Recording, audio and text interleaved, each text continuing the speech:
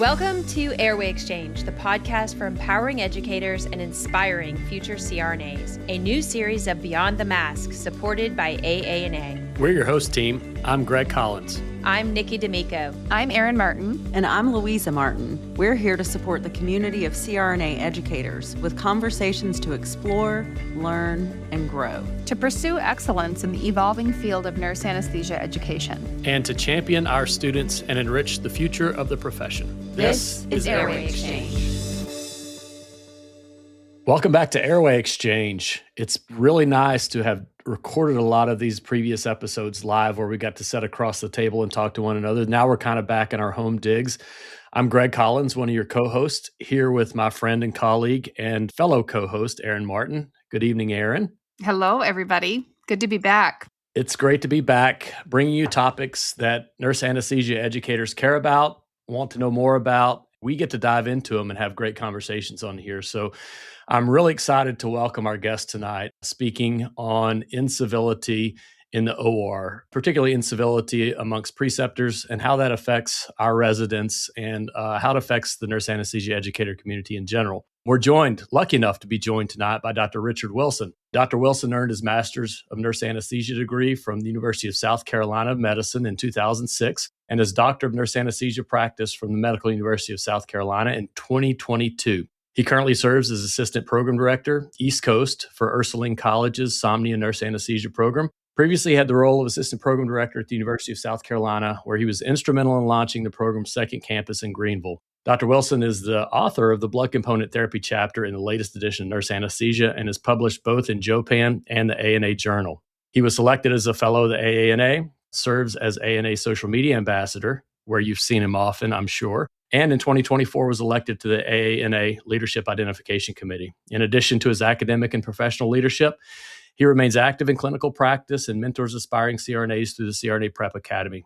Dr. Wilson has presented at numerous local and national conferences. I've been lucky enough to share some of those stages with him there, sharing his expertise and passion for advancing the nurse anesthesia profession. All of that to say, welcome, Richard. We're really happy to have you on here. Greg, Erin, this is a pleasure. I've been waiting on this. I'm excited to be a part of it, and y'all doing a great job, and I appreciate what you're doing. Thank you. So, Richard, it's great to have you here. I have not yet shared the stage with you, but I will be in January. So Richard and I have a fun conference coming up that we're excited to be able to collaborate on. We are also working together on a project, actually, that is about incivility. So I'm very honored to have been asked by Richard to collaborate with he and Dr. Melissa Eisenhower on kind of a stage 2 of a project and some work that Richard has done. I feel really fortunate that we have you here with us, Richard, as I feel like you kind of are one of our profession's experts on this, or certainly it's an area of interest of yours. And I think it's such an important topic. It might just be me, but it does feel like incivility as a phenomenon is a little bit more prevalent or has kind of become something within society that seems to be a little bit more rampant, for lack of a better word. Do you think, I guess, before we dive into maybe our profession, specifically, do you see that as well? Do you think that this is something that kind of we're seeing as a baseline right now of being a little bit more present, and maybe anesthesia is reflective of that? So I think that's a great point to kind of bring up and talk about, is because I think in society in itself, I think we can say that, right? I think if we just pick up the newspaper, right? If for those of us that are a little bit older, if we just open up the social media, if we just look at the news, we see some of this that is coming about where there are differences among individuals. And sometimes we're having struggles with how to deal with those differences that do exist. And I say those as differences because I don't believe they're conflicts. I just think there are differences that really exist. And so how do we actually handle those, right? How do we mentor people so that when they are now going to mentor the next generation, that we are able to really have a good discussion about those differences? And I think we're seeing that. And some of it is the fact that we have things at our fingertips, right? We've got the social media. We can pick up the phone and see anything and everything we want at any given time. And so I think it creates a little bit of that. And I do think that's carrying over, obviously, the learning environment in a clinical setting, whether it was as a nurse in the hospitals, whether it's as a nurse anesthesia resident in the operating rooms. It's a difficult situation. It's a difficult environment and a stressful environment. And I think we do see some of that carry over. you just mentioned nursing. I think in nursing, unfortunately, we've had a tendency to kind of eat our young, right? It feels like we always have the cake when somebody retires. And I've often thought we should have the cake when they start, right? We shouldn't have to put people through hazing. I remember that. Do you guys remember that? Kind of being the low man on the totem pole in your nursing unit? And All too um, well. yes. Yeah, that was a lot. That was a lot. But I'll tell you, I think a lot of that comes from the fact that, and I'm sure we're going to get into this in a little while, but we don't really train people to be mentors. We don't train people to be preceptors. And that we do see, and this is, I love the people I work with. I love the educators I work with, the clinicians I work with, a lot of great people. But we always, and we seem to within the healthcare profession, especially in the nursing side, is just promote whoever was doing well clinically without really equipping them with the tools that they need to actually be successful for themselves and to be successful for the students and for the programs within themselves. So I think there's a lot there that really can be addressed or that can really be considered when we talk about how do we make these environments so that they work for everybody, not just the student, but how do they work also for the clinicians that are preceptors, for management, and then for like we're going to be doing in our future study, the one we're following up with this on, is even for recruitment and employment for the hospital systems, because we know it plays a role in recruitment and employment for the systems. And I think in terms of recruitment and employment for nurse anesthesia educators in programs too, I think that the best pipeline that we've recognized and talked about on this podcast before, a lot of our good faculty members come to us because they were good preceptors. And so I think that pipeline of employment you're talking about really extends all the way up to the point of where we all sit today. It absolutely does. I mean, again, once we come out and we start practicing, and that's what a lot of us focus on, and we know we want to be great practitioners and make that environment, the best we can. But then there's a transition. And I will tell you, I mean, I got into education 3 years out of anesthesia school. And the only reason I did was because I knew I liked doing clinical preceptor.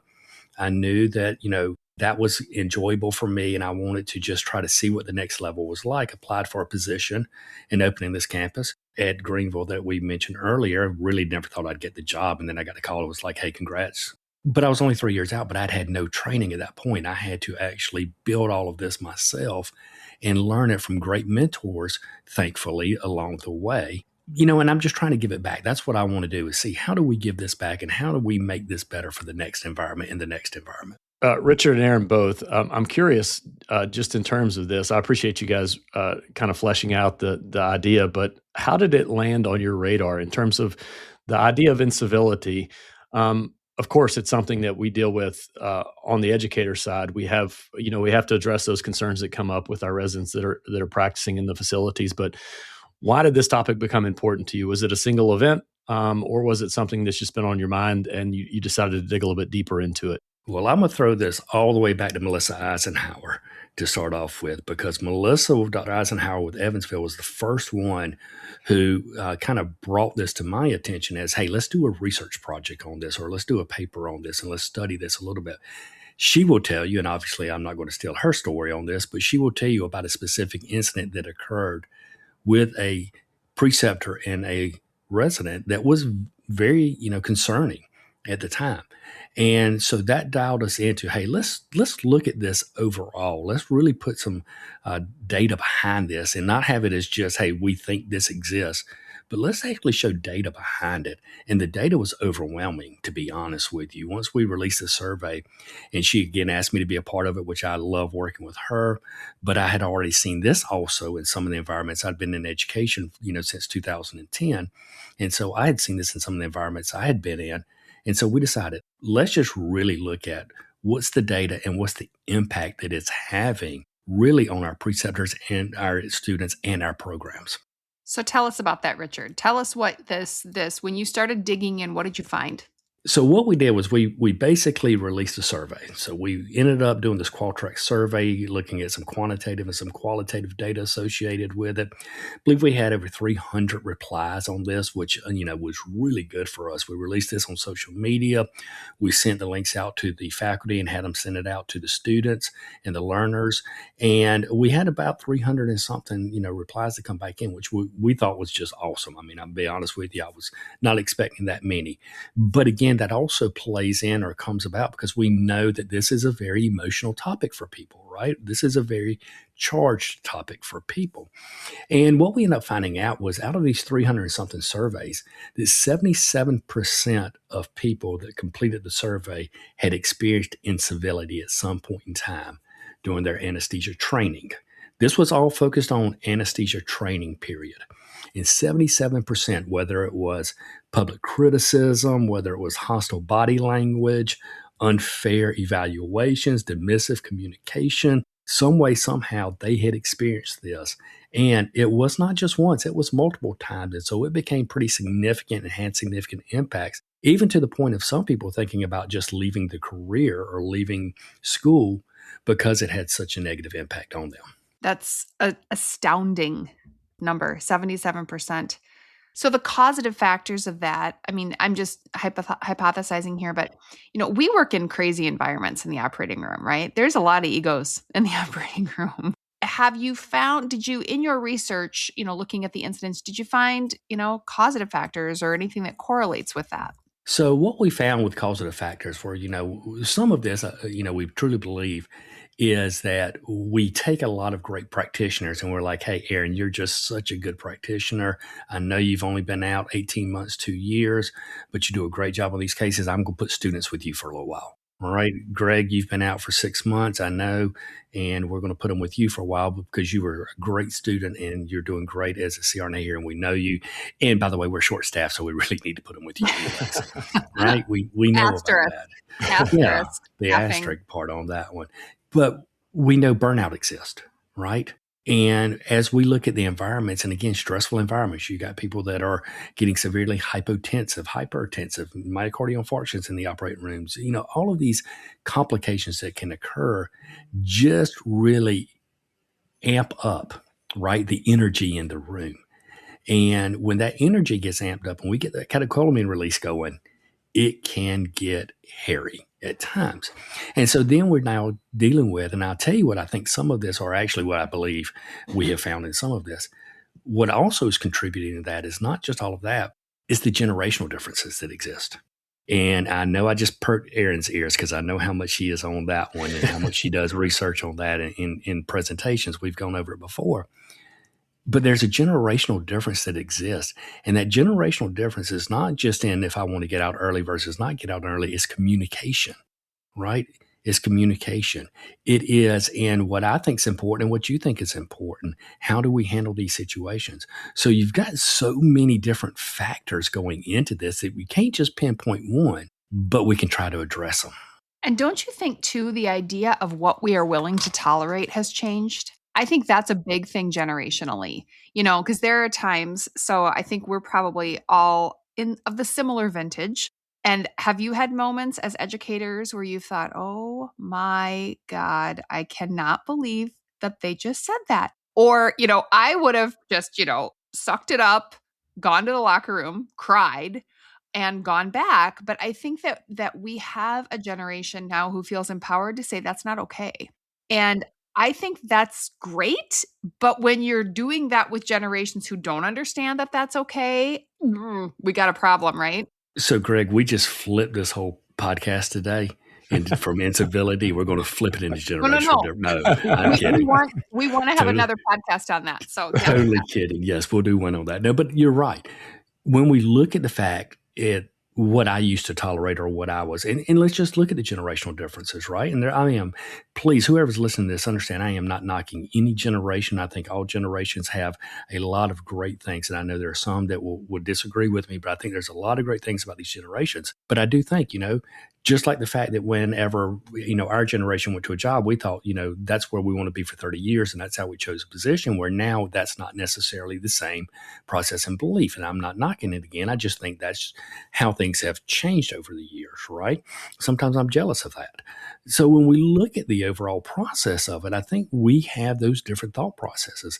And I'm just going to say this is 20 years ago when I graduated anesthesia school, emotional intelligence was never discussed, where now it is proven that those with EI have better success in anesthesia school. And it is really focused on at this point in time. And by focusing on emotional intelligence, we're teaching people you've got to focus inward and look at some stuff. So we see all of this coming about just because of the fact, as we look at it, there are generational differences of opinions of how things should be done, how things should be said.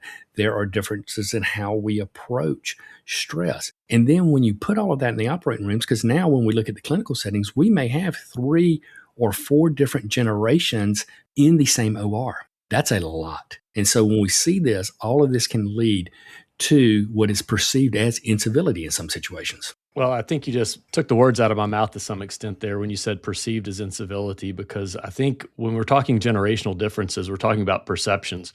And much like beauty, I guess incivility is somewhat in the eye of the beholder, right? And so I think that when we're talking about what I may perceive to be incivil, someone in a generation above me may not. And that may be the thing that we're running into with our residents, is that something that I may find acceptable, or maybe not acceptable, but obviously not something to raise concern, they may not. And I think it's all about the eye of the beholder. And I have to remind myself sometimes that I'm not the one in the room when somebody's yelling and screaming and throwing things. And if somebody was perceived that obviously as being incivil, then gosh, they have the right to do so.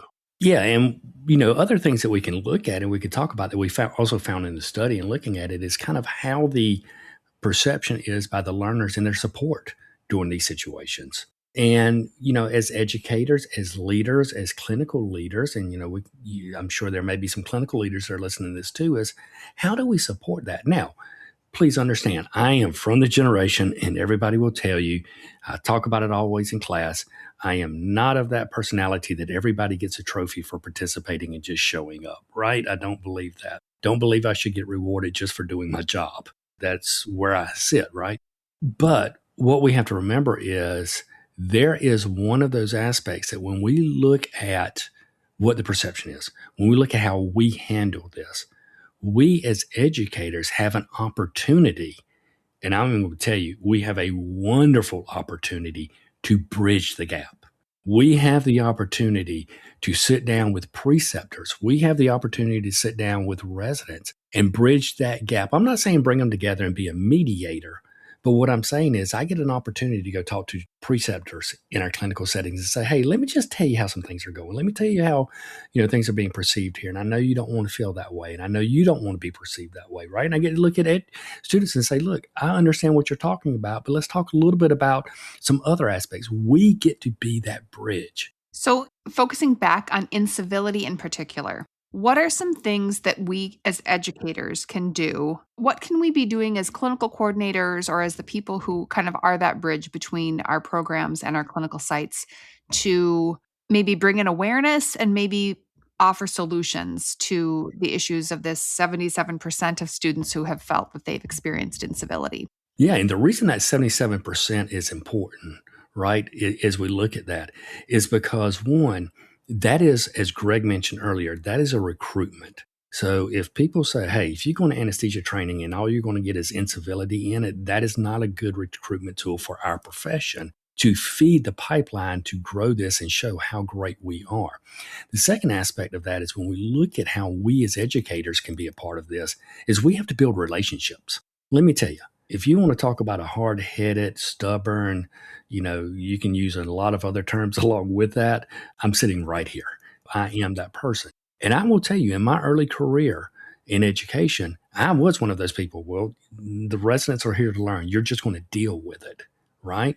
To now really building those relationships with the clinical coordinators, building as an educator, building relationships with the managers, so they know when I call and when I text them and say, hey, we need to talk about something that happened at your facility. It's not, hey, Richard's calling to whine. It is, hey, Richard, we trust him. we know he's got our best interest in play also, and we're going to talk to him. And I do the same thing with the students. I let them know. And here's the other part. I don't cave in to either one of them, right? Don't come and say, hey, you're right, and hey, you're right. I come with that idea, and I think we as educators need to do this. We need to look at what is this doing for psychological safety in the operating room for the student and for the preceptor, and then come in and say, hey, let's figure this out. Let's find a solution. Now, are there situations where there are no solutions? Absolutely. We know that. We've seen that, and we can deal with those. But I'm looking at what you're talking about, Erin. How do we improve what's going on, right? We have to look at the professional identity. Sometimes this is new people trying to cut their teeth. This is new CRNAs who are not as comfortable with their practice yet because they're still growing in what they're doing. And it gets perceived as incivility because they're like, no, we're going to do it this way, right? Or the stress kicks in. So I think we've got to look at that professional identity. And then we've got to work with people, not just preceptors. We have to also work with our residencies on coping and resilient skills. So you just brought something up that I hadn't really considered before. And I think this kind of goes with another episode that we're going to have about resiliency. But that maybe I hadn't really thought about looking at this as much from the perspective of the preceptor. So maybe you've got a preceptor who it's like their third day, in their cardiac room because they graduated a year ago. And now we're going to throw a student in with you, right? So they might already be on the wire. And then all it takes is the surgeon to yell at them for them to then lose their composure and yell at the student. So I had not considered that, Richard. So I think that's a really, really great thing to think about. I appreciate that. And so I also try to look at this as trends. So say you're in the operating rooms and I'm getting a call, right? Now I'll just, we'll use Greg as the resident learner here, and you're going to be his preceptor. And Greg calls me and goes, hey, Erin just ripped me a new one. And and she just kicked me out of her room. And, she called me a whiny little brat on the way out. I'm going to look at that and go, what do I usually hear about Erin? Or what do I usually hear about Greg? And does this match any of the patterns that I usually see? Or is this a one-off situation where Greg had a bad day and he came in and that was what he led into some of that, and we can recognize that and have a discussion?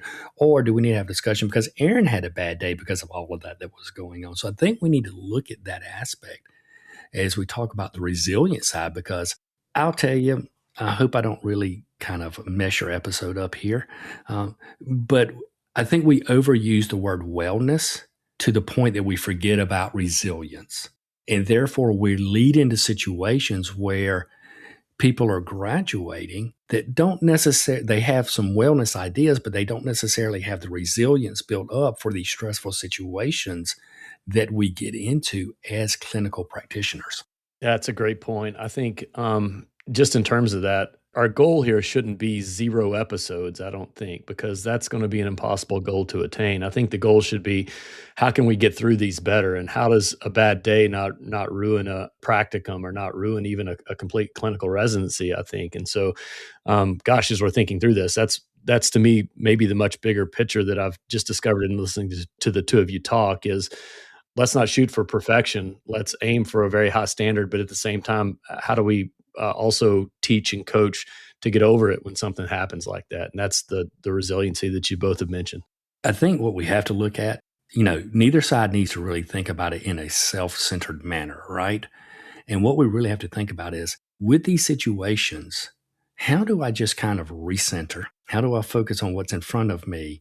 And how do I really not create an easy environment, but create an environment that is still a learning environment? And I think we have to, as we have to teach our learners, we have to teach our residents, it's a hard environment to learn in. That's what it is. Just because it's hard doesn't mean it's uncivil. It's just a hard environment to work in. And so there are certain things that happen and occur. Now, yes, I do not believe in verbal abuse. I do not believe in physical abuse, any of that. But I think we have to start teaching the balance that should occur in a hard environment and a learning environment. And that comes from training our preceptors.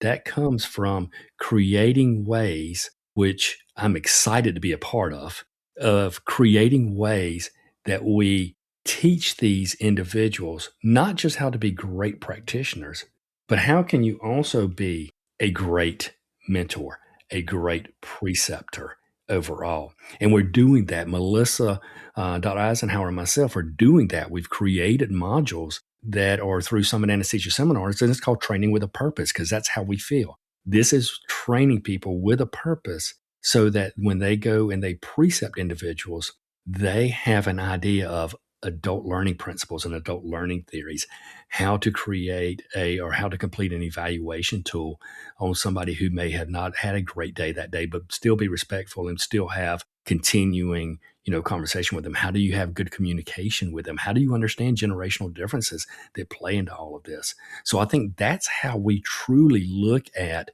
improving the preceptor environment, is we have to equip them with the tools they need because they're not getting it in the programs. You just made me think too about something. So thinking about that's a great way to approach helping our preceptors understand this. But I also think it's important, and kind of when you talked about, it's not an easy environment, and that's just the nature of the environment.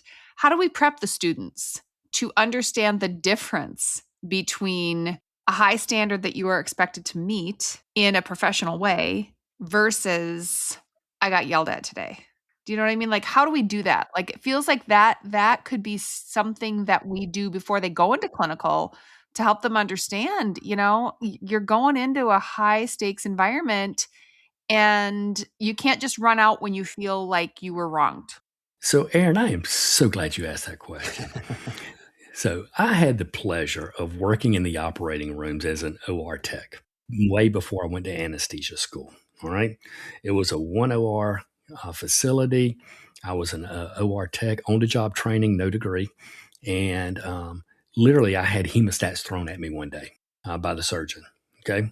Thrown on the floor, thrown at me.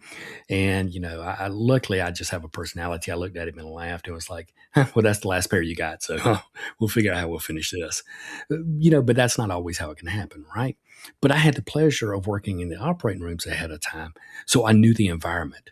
Now, I think we have to really think about the fact that how many people do we have coming that are going to anesthesia programs, and the only way they have actually been in an operating room is to shadow for 4, 6, 8 hours of a CRNA while they were still excited about trying to get into anesthesia school. And so what they're doing is they're missing out on all of these other opportunities or being able to see everything that really the environment's about. I will tell you, when I do mentorship, I tell people, if you go shadow 8 hours and I see that on your resume, please don't turn it into me, because then you just did that as a checkbox because you were so excited going in. You really did not truly understand what the environment or what the job was about overall, that you've got to hit there, because, after you do your second shift of shadowing, you're really going to kind of pick up on some of the nuances in the operating rooms and terminology. And the third, you're going to see a little bit more because you're building on that. I think that's something we can do early in our programs for our students is, if we're a front-loaded program, or if they're not in the operating rooms right now, is we can put them in there and let them shadow for, a day a week for 4, 5, 6 weeks or whatever, to see what the environment's about so that they can understand what they're walking into with that environment. Put them in some of those cases.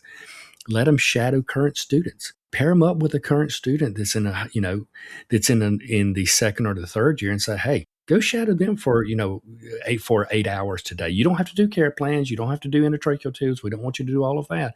But we want you to see what these environments are about. So when they walk in, they're more comfortable in the environment. They understand more about it. And then I think when they come to us, and we've got to keep encouraging them to come to us to talk to us, we have to be ready and prepared, not to say, hey, you're wrong, or hey, you're right.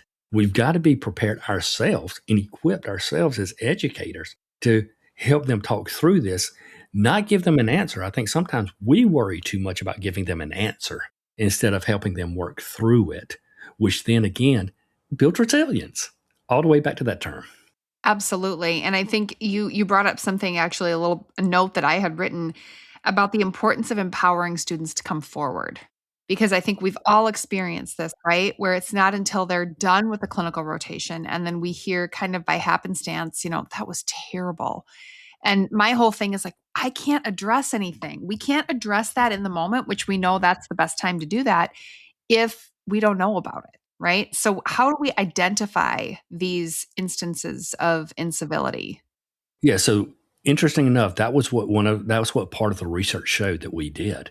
Part of it showed that sometimes these are not reported because either A, the learner, the resident, was worried about maybe some kind of repercussions that would come back on them, or B, others had reported it to the programs and the programs did nothing about it. And they were like, why should I even report it then if nothing is ever going to be done about it? So those kind of perceptions were out there. So really, when we think about how do we empower them, or how do we make sure that we're hearing this, one, we've got to be engaged with our students. We've got to be engaged with our residents. Probably may offend somebody here, and I hope not.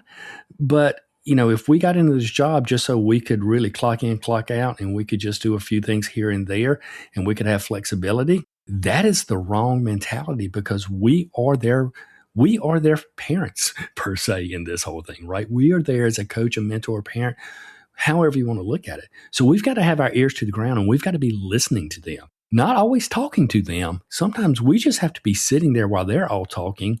They may not even realize we're listening, and hear what's going on, and we can pick up. We also got to know who they are. I know that's hard in some programs, but we really, by having and breaking them out into faculty mentor groups, we got to know who they are. Because sometimes when we get them in these small groups, they'll talk more, right, than they will in these larger groups. Also, when you have a faculty mentor and you've got a faculty that's keeping engaged with them, you'll see changes that exist.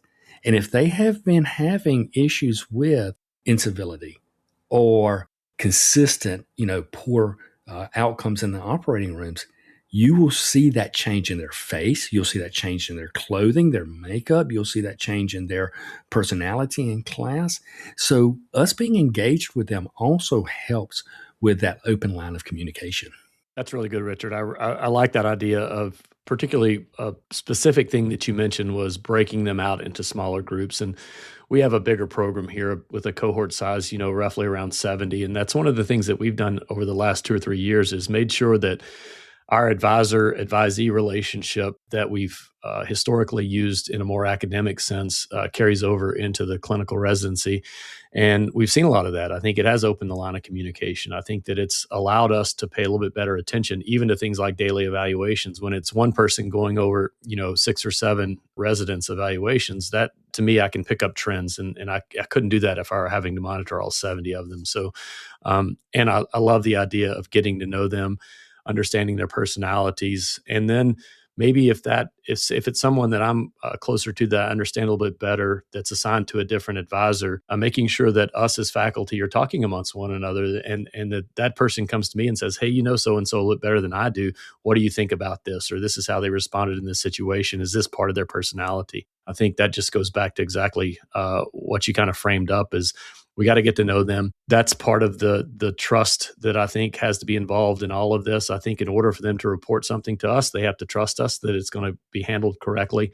And it just takes repeated instances of us doing the right thing, I think, to gain that. And hopefully that's something we can all shoot for. Well, and Greg, something you just mentioned there that I really want to pick up and run with for just a brief minute is that trust factor, right? And they don't trust somebody that they thinks they're perfect. Because at that point, they don't want to make a mistake, right? If I think that you are just, the end all to be all to nurse anesthesia and to education and to humanity, and that I just cannot picture you doing anything, wrong. I don't, as a learner, as a resident, I don't want to bring up something that may be uncomfortable. I may not want to bring up something to you and say, hey, because it may embarrass me. It may embarrass, I may think it embarrass you. I may think you think less of me. We really need to let them know we're not perfect. We've made our mistakes, right? We've all made our mistakes. We've all sent that text message we didn't want to send or shouldn't have sent. We've all sent that email, right? Or we've all had that conversation. We've all in an operating room. And I'll be honest, if the 3 of us sit here and say that we have not had an incident in an operating room with a student where after we left for the day, we went, I didn't mean for it to maybe come out quite like it came out, we would be lying to each other, right? So we've all had that. And I think once they see real in us, then they become more comfortable in being able to talk about this. And I think that goes along with the preceptor side.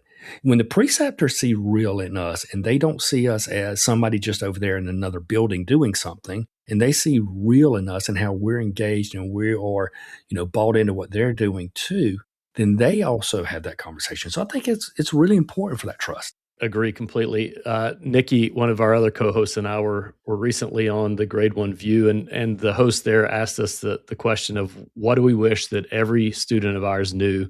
And it's just how human that we are and how we make mistakes. And I think Nikki and I both jumped at that, and that was our answer just as quickly as we could get it out. So that is very helpful. And I think too, that's maybe something I would suggest to preceptors to say, I've made that mistake before. It's not uncommon to do so, and here's how we get over it, rather than the student having to internalize that and maybe turning something that was a normal thing to do into something that has the appearance of being, even in response, being incivility. I want to go just for a second to, we've talked about how, we can talk through this, we can set expectations, we can help our preceptors and our learners. But I think the reality is there are those situations that really are crossing a line, right? And so I'm thinking about the importance of policy, and that whether it's policies that we have within our programs or policies that we have at our clinical sites that clearly delineate violations of mutual respect. And have you, in your work, Richard, I just think that's really important. I love policies because I feel like they just help us all know the rules. And if we can all understand them, then we don't have to try to play a game that we're not familiar with. But I think, there are going to be those times where it's going to be more than a conversation, and we have to lean back on things that are built to guide us in these difficult situations. What are your thoughts on that, Richard? So I really believe in that. But the only way that policies work, all right, so I believe in policies. I love the guidelines. I love the directions. But the only way policies work is if accountability is held. Yes. And that's where the rubber meets the road. Too many times we have seen, and that's, again, with the research that we put out and with what, we showed, was the fact that sometimes, even though policies exist, it's not reported because accountability is still not held.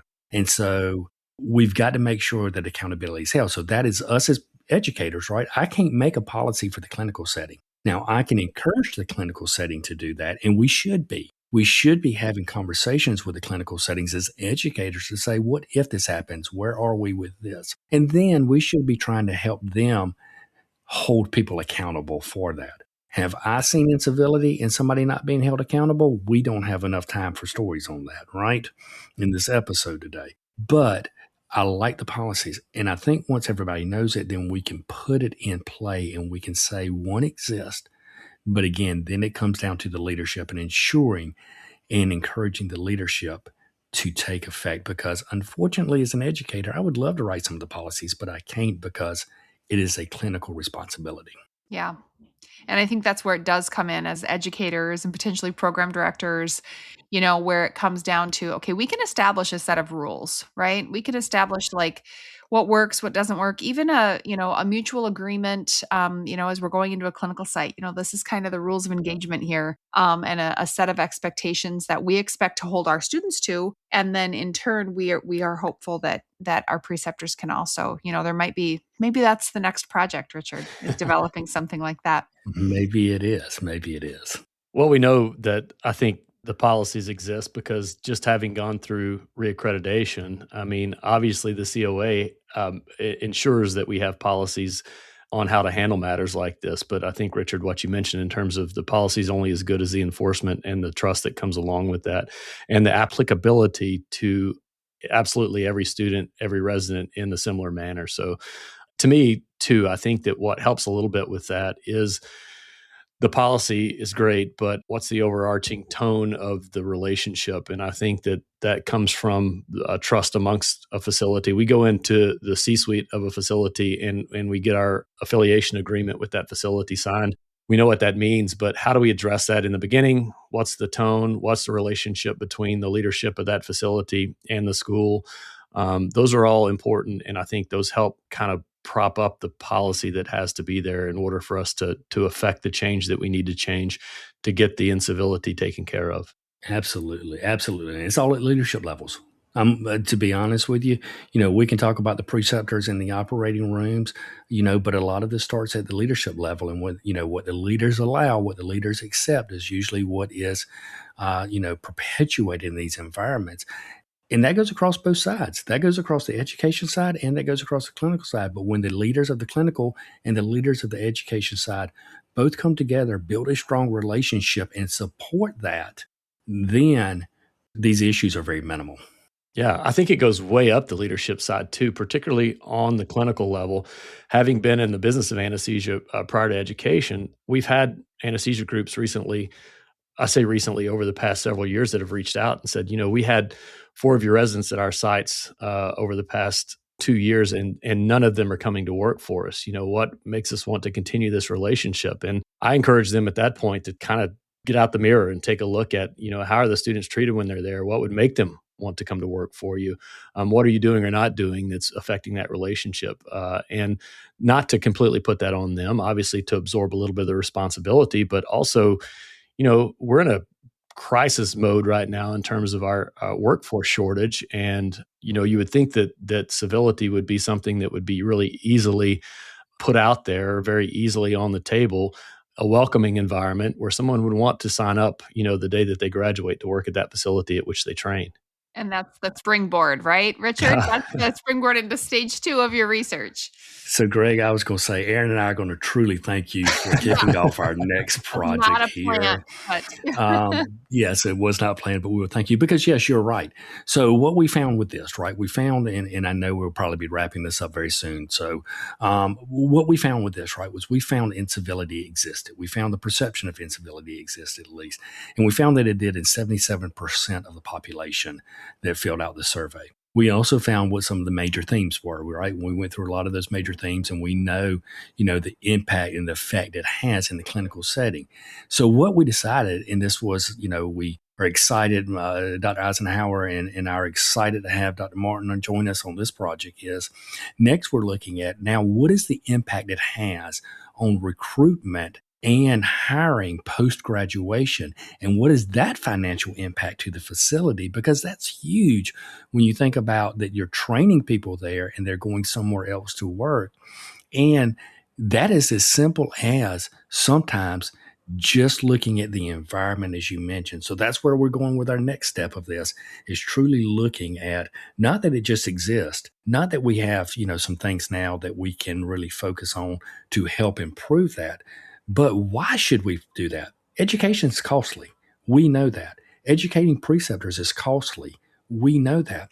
But what is the importance? Because when we look and they, these facilities you put them through a preceptor workshop or preceptor online modules, you spend that money, but the return on investment is huge because now you get 4, 5, 6, 7 people to stay in a year.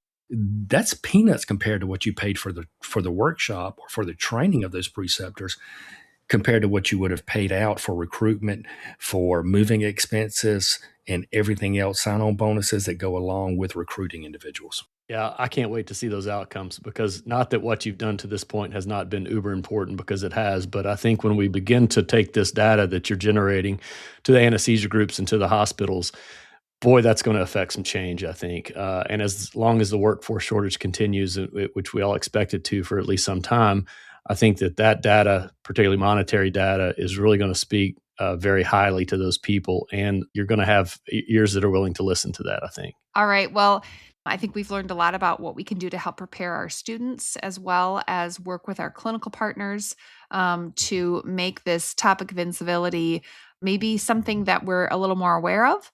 If we're aware of it, we can mitigate it. And I think you've given us some great food for thought here today, Richard. So thank you for being with us. Well, thank y'all. I appreciate it. Like I said, since y'all started hosting this, I've been waiting on the phone call. So I really do appreciate it. We'll have you back. Don't worry. Really quick, where can we find the outcomes and the data of your previous work? And then where can we expect to find what you guys are working on right now? So recently, in this last one that we did, we posted it or we published it in the Journal of Nurse Anesthesia Educators. So JNAE, if you go follow that, subscribe to that, you'll be able to find that work in there. If you're on TNAG or any of the social media groups, we also posted links to it within the social media groups. And if you find me on social media, I will be glad to send the link out at any point in time. The new one, we just literally released a survey this week. We already have a number of responses, so we're hoping this is going to be even bigger with the response rate that we had from the previous one. And our goal, honestly, is we want to publish that one in Health Economics Magazine, because we think that's not only applicable to CRNAs, we think it's applicable to healthcare in general. And so, our goal is going to be to get that one in a healthcare economics publication. Good. I can't wait. And we will post in the show notes the links to what you have out so far. And please do follow along. Follow Dr. Wilson on social media. Follow the work that he's doing. Richard, it's been an honor to have you here. Thank you for joining us. I always like to chat with you, no matter where or when I see you. But it's great to do so officially in this capacity tonight. Thank you so much. Thank you. Y'all have a great one, and thanks for what y'all doing.